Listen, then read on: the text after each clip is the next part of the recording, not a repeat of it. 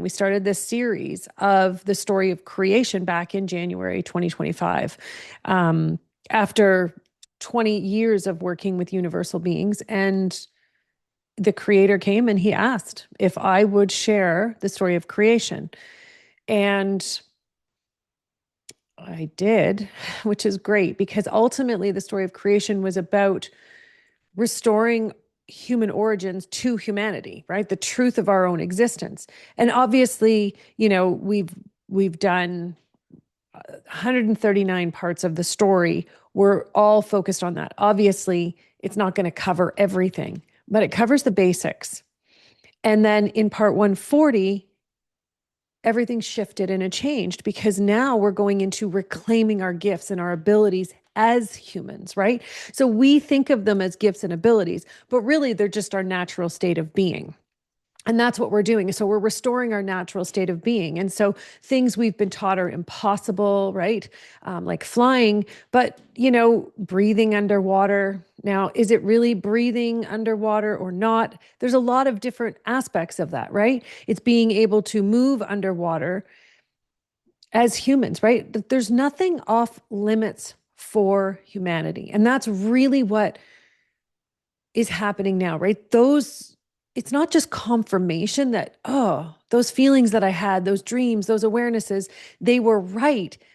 It's bigger than that. It's that they were being planted by your soul to help remind you of what's coming so that when it arrived, right? Like people having dreams and awarenesses of ETs and having visitations, I've had many experiences with ETs, and it's not to freak us out. It's not because they're, sometimes they're working with us, yes, and we're working with them. And but it's a bigger understanding that all of the people that are having these seemingly crazy experiences, it's not. It was your soul and the universe and all, you as your soul, right? It's you laying the foundation so that when you came to this point in awareness, in human evolution and human existence in this life, you wouldn't be uncomfortable. You wouldn't be scared. So the people who are scared and uncomfortable of ETs and the concept of flying and the concept of breathing underwater, right? They are not part of this part of the story. They're doing other work, and that's great. But those of us who did, right? Those of us who have had experiences, visitations, dreams, lucid dreaming of experiences that don't make sense to the physical, and yet they perfectly made sense to us in that moment, in that experience. That's what they were for. They were bringing you here. Okay. And so this is what we're diving more deeply into than ever before. But it's understanding that what's really happening, yes, we're learning, right? We're learning because they're explaining it to us. But it's understanding in a bigger picture that what is really happening is we're remembering, okay? And as we remember the truth of our origins, because again, this is another aspect of human origins. This is our natural state of being. So what happens when you start to resurrect and bring back and remember your natural state of being? You start to heal. You start to heal your central nervous system that's been on the brink sometimes for 15 years, 20 years. Maybe it's been on the brink your whole life. And doctors are, consistently not able to find what's wrong with you or a solution, right? I mean, I went to the doctor a couple of weeks ago, last week, and he said, according to everything you're saying, you're extremely depressed. Would you like a prescription for that? Literally, those were the words out of his mouth. And I looked at him and I was like, no, I don't want a prescription because I'm not depressed. My central nervous system is in a state of constant fight or flight. Why? Because for 20 years, I've been holding back and hiding who I am underneath a cloud of who I think I need to be and how I need to perform in society, right? So that life isn't more difficult or more challenging than it needs to be, right? And I'm not the only one, right? You're watching this because you feel that same way. You know that. Why do I go to the doctor? Because I want him to check my blood levels. I want to make sure that it's not that there's something bigger going on, but I want to understand the physical representation of where I am currently.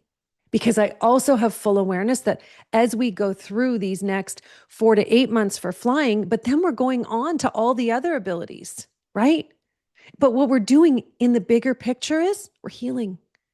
We're healing all of those traumatic responses in our bodies that don't seem to make sense, right? It's that bigger picture.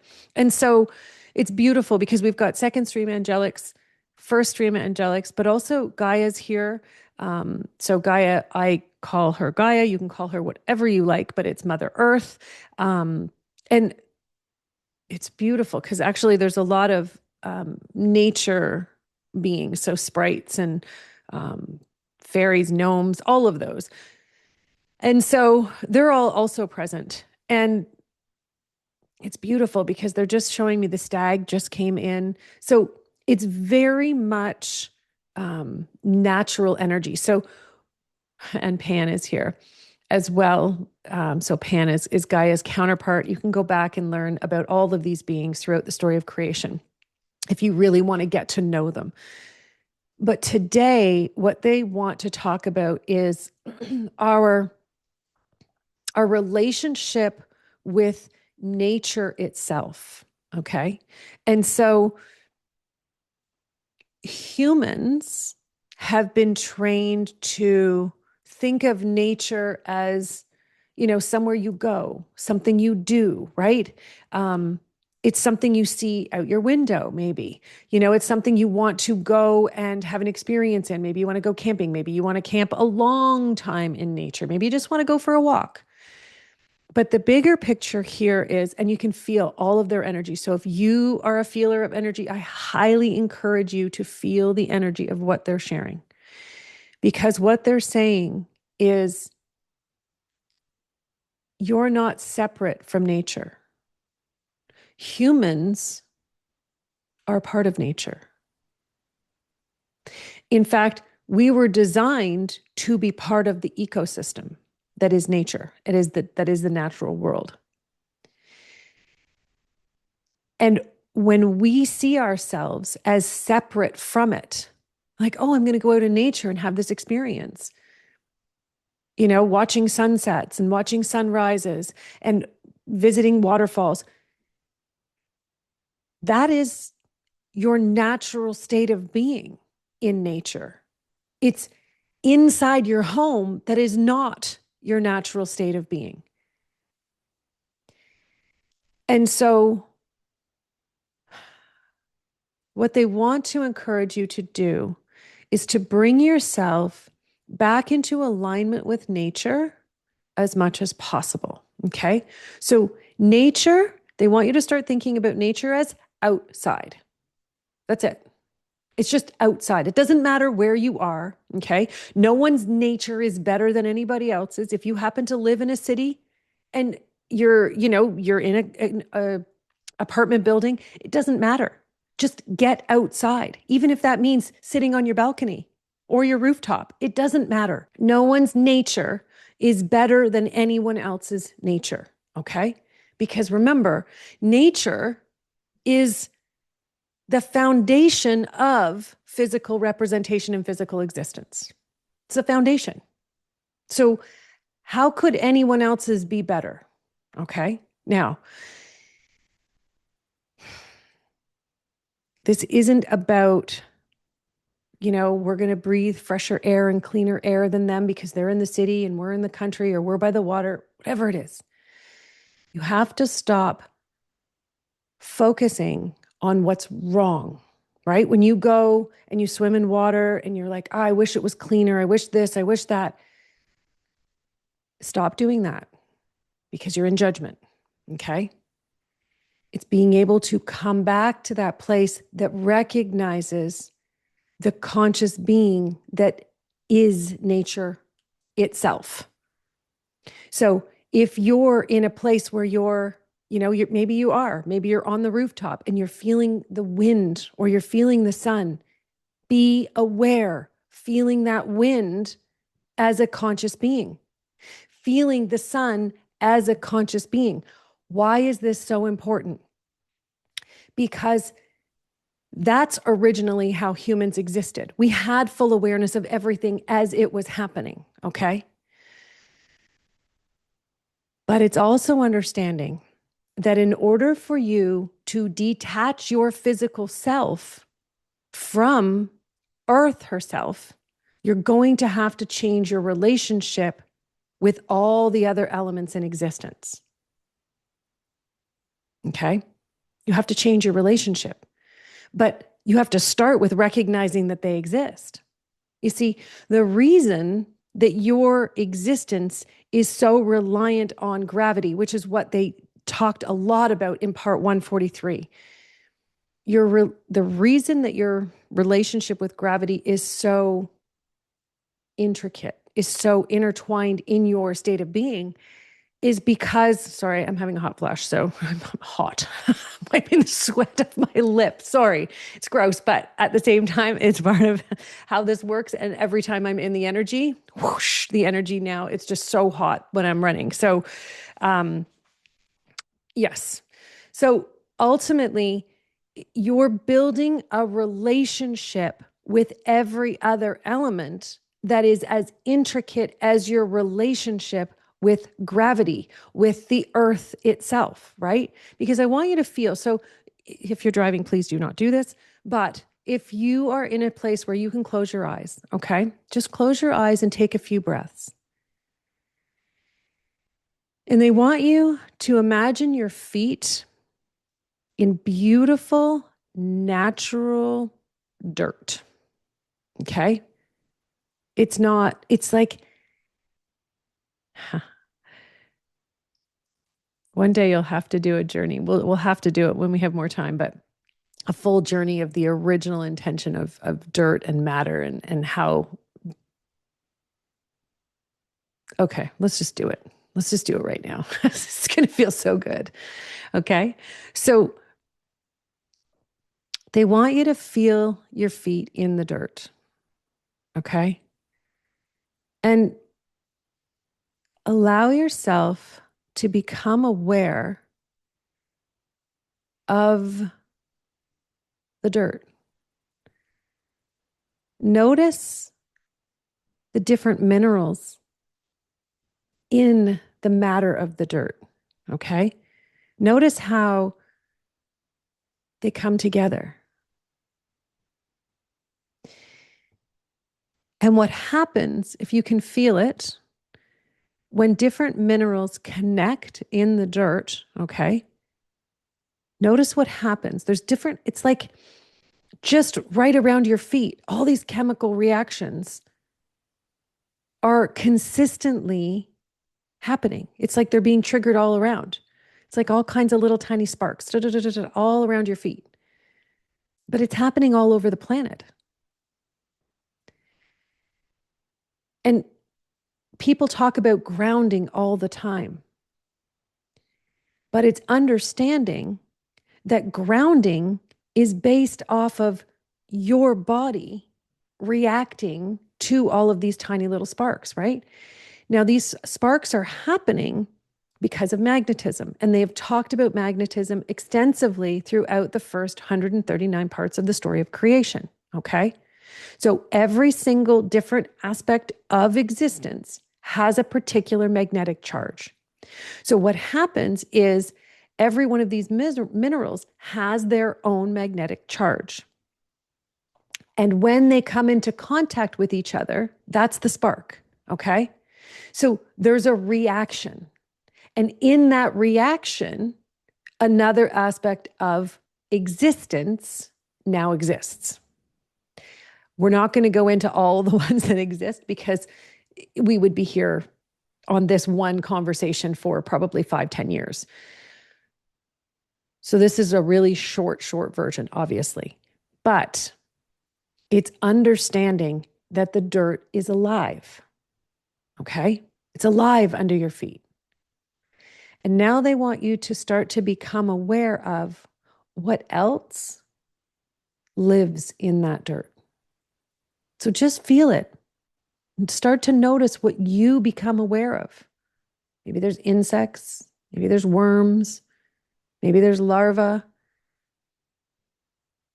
and maybe there's just different minerals growing from other minerals. Constant natural reactions happening as a result, right? Notice the heat, how there's different temperature changes depending on the reactions, the magnetic reactions to each other, right? They're chemical reactions, yes, but they're based on the magnetic charge of each of the minerals and aspects of being in existence. I don't have all the scientific terms, but it doesn't matter. You get the feeling, and that's what's most important. And what they want you to feel now is the magnetic charge. Like, why do all those beings who live there, why do they live in the dirt? Because their relationship with existence is magnetically charged from dirt. It's really simple. That's why they live in the dirt. They love it. It's part of who they are.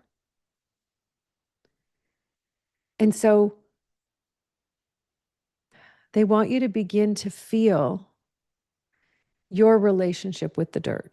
So as your feet are there, notice how the magnetic charge of dirt reacts to your magnetic charge as a human being. And I want you to feel for a minute.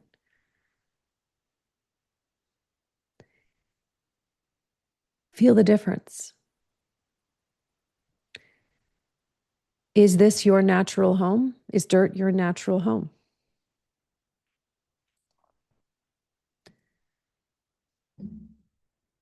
You see, humans are extremely intelligent. Our cells are extremely intelligent. And we have the ability to adapt to any environment. Any environment.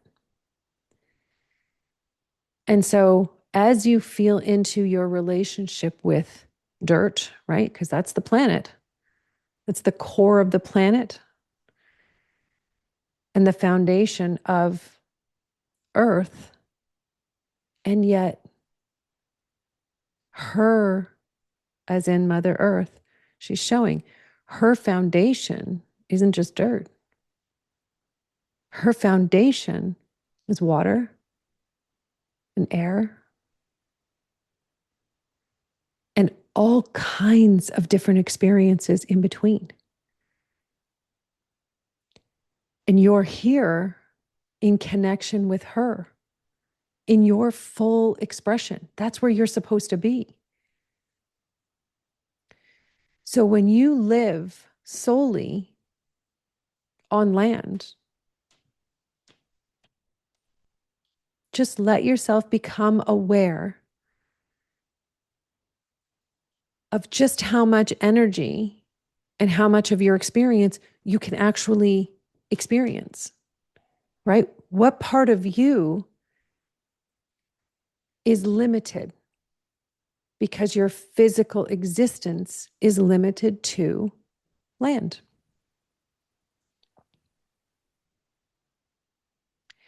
So it's just relaxing and taking a little bit of a breath and really noticing the differences, right? So over the next few days, they want you to begin to build your relationship with nature. Nature is not just land, right? It's land, air, water. We'll get into the other aspects later, But right now, we need to build the relationship with these three, okay?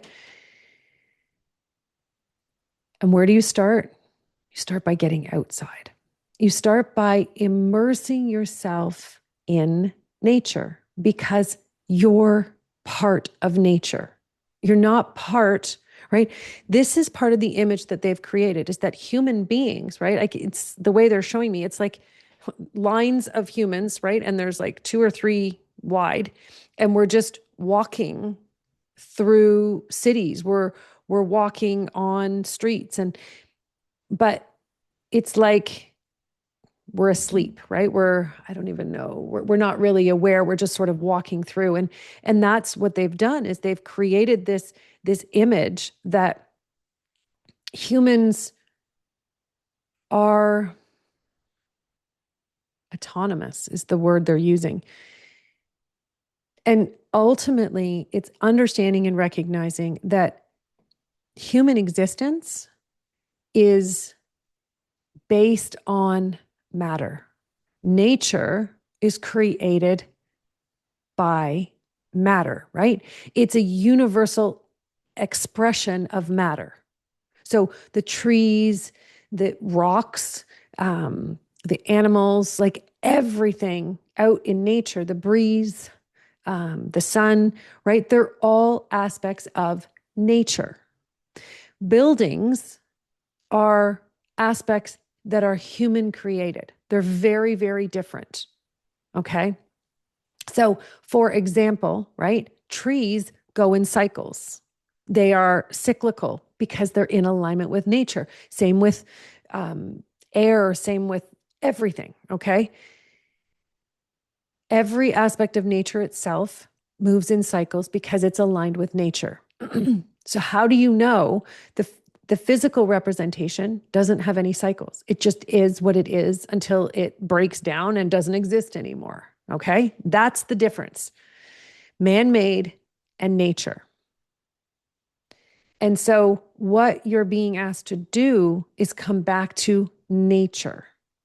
Be in alignment, in existence with nature. Spend time outside. Okay.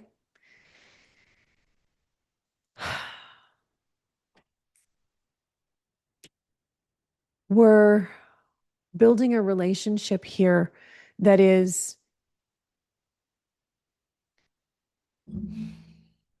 it's so important to your existence. Okay. And it doesn't matter where you are. Maybe you're outside all the time already. You love it outside. That's awesome. But what they're saying is go deeper, go even deeper because you're, already in touch with nature. See how far you can take that. Go deeper because there's always more to learn, right? Because the next part of this is understanding the integral part you play, right? Your role in nature. But we have to start building at the foundation.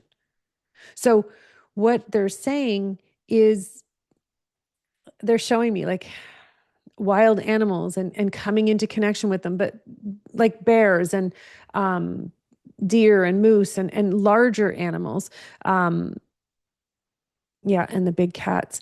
But it's understanding and recognizing that we are meant to live in alignment with them, in balance with them, right? In balance with nature. And so we're at this place in our evolution where we don't hold the consciousness of how to exist in balance in nature. We hold the consciousness of how to be either in fear or in control of the natural world, right?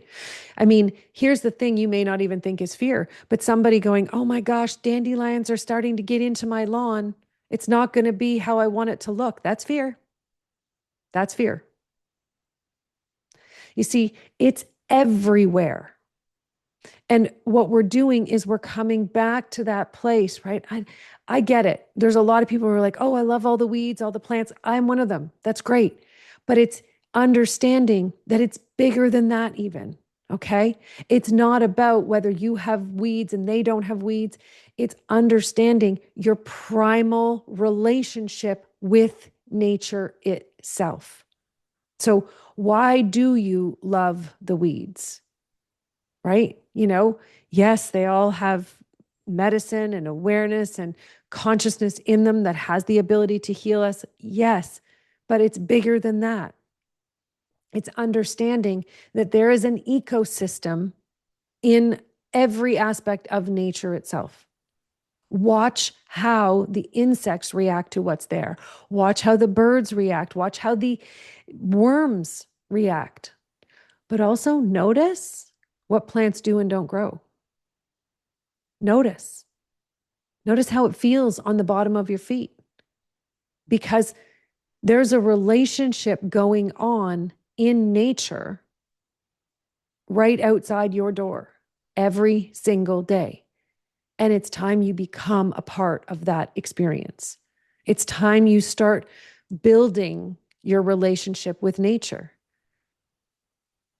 There's a reason the wind blows the way it does, or the sun shines the way it does where you are when you're there. There's a reason. And it's not about figuring it out. It's about letting yourself feel the energy and discovering what's actually happening in the moment. You don't have to figure anything out, right? That's the beauty of consciousness. All the information is there, right? So consciousness is the history and the history of existence. And then you've got this universal intelligence inside of you because every single one of your cells is programmed to have full awareness. So as you're walking around or as you're just standing there, you don't have to even move. But it's understanding that you're building your relationship. That's what you're doing. You're becoming more aware. How do you do that? By being in the situation, in the experience. And you can't do it from inside your house. You've got to get outside, inside your home, inside your room. It doesn't matter where it is. Get outside. You don't have to be around other people. If people are not your thing, that's no problem. It's nature. Okay? Because nature is going to bring you back into balance. It's going to heal you. But you have to allow yourself to build that relationship. Okay? So that's what they really want you to focus on today. And all of these, it's beautiful because it's like, the running with the stag. It's beautiful. It's understanding that all of nature, like they're all showing up because they're all going to participate with you. All of these universal beings. And it's beautiful. I mean, you can go back and you can look at stories that have been recorded 20, 50 years ago, right? All kinds of different stories. I know the Celestine prophecy, right? They were talking about when you shift your eyes and you can see the energy around trees, around nature. Well, you can feel it. You can feel it before you'll ever see it because it's a part of who you are. It's a part of your existence. And that's what we're doing is we're rebuilding your central nervous system. We're rebuilding and it's not that those pieces of you are missing. It's that your magnetic charge is so low, right? Your battery hasn't been charged. And that's ultimately what you're doing. So you're going to spend time in nature so you can charge your battery, right? So you bring your frequency back up, your magnetic charge back to where it's meant to be. That's healing. That's what healing is, right? I've been working with universal beings for over 20 years, literally working with healing energy, right? Where different beings come in and they put different energy into people in different parts of their bodies and different emotional aspects. It's all of it. But it always is about bringing your frequency and vibration back into balance of where it was originally created, the original frequency and vibration of your soul. And so that's what we're doing. We're doing this on a global scale right now. Okay. I know people are doing it here and there, and it's incredible the results that people are getting. But right now, in order for you to fly, in order for you to start to get all these abilities back, okay, we need to begin with building your relationship with nature itself. Okay. Now, the other thing that I became aware of this morning during my workout was you also need to be building muscle. Why muscle? Well, it's really interesting because when COVID started, I remember the universal beings, and we were talking about this in our private community, but the universal beings said, build muscle. Why? Because oxygen is your number one asset in the human body against any threat, any type of threat. Okay. And muscle is the best way to run a lot of oxygen through your body. Okay. So, in order to fly, remember, you're going to be detaching your physical body from the planet, and you're going to, if you're going up in altitude, you're going to need more oxygen. Right. So, short of us all walking around or flying around with oxygen tanks strapped to us because we can't handle the altitude, practice now. And it doesn't matter what you're doing. You could be walking, you could be yogaing, biking, it doesn't matter. Moving your body, okay?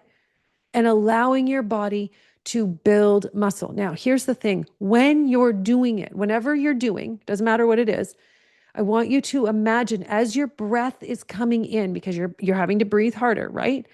And as your breath is coming in, imagine the breath filling your muscles. Filling your muscles. So what's really happening is the muscle expansion is a direct relationship with the breath that you're putting in. Okay. Listen, this is what they're showing me. I know there's going to be a whole bunch of people that get on here and they're going to be like, oh no, it's about the weight resistance and all of that. Yes, yes, it is. But the universal beings are explaining that muscle growth is in direct relationship with your breathing. So there is something big there. Okay. So get moving. And if you can get moving outside, that's even better because now you're doing two, right? You're building your relationship with nature and your breath. It's incredible. This is the time. Okay. Let me know how you're doing. Let me know how you're following along. Let me know your experiences of what's changing for you. Okay. I want to hear all of it because we're on this journey together, and it's a little bit awkward because we're not in person together, but we're here and I'm reading your comments and I'm enjoying every single part of this journey. And I appreciate not only that you're here, but I'm loving hearing your stories because your stories are so much like my story. And instead of hiding them and instead of saying, oh, it's just a dream, oh, it's just this, this just strange situation happened to me, we're starting to realize a bigger pattern. And we're starting to realize that this was the foundation that we as our souls laid for us and prepared ourselves to come into this life to not only take on this mission, but to fulfill this mission, right? Because this is coming home. This is humanity coming back into an original expression of human existence, right? Into our natural state of being. So I love you. And I'll see you next time for the story of creation on the Authentic Human Podcast. I'm Michelle Vickers. Bye for now.